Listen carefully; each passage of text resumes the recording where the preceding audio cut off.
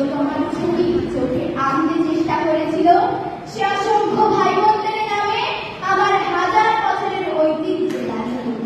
যে ভাষায় আমি মাকে সম্বোধনে অভ্যস্ত, সেই ভাষা ও স্বদেশের নামে এখানে এই বিশ্ববিদ্যালয়ের উন্মুক্ত প্রাঙ্গণে আমি তাদের ফাঁসির দাম নিয়ে এসেছি। যারা আমার অসংখ্য ভাই বোনকে নির্বিচারে হত্যা করেছে, ওরা 40 জন কিংবা আরো বেশি। যারা প্রাণ দিয়েছে ওখানে রমনার রৌদ্রদগ্ধ কৃষ্ণচূড়ার গাছের তলায়, ভাষার জন্য, মাতৃভাষার জন্য, বাংলার জন্য।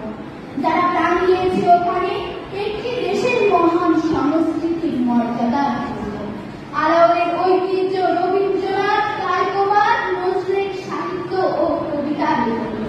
যারা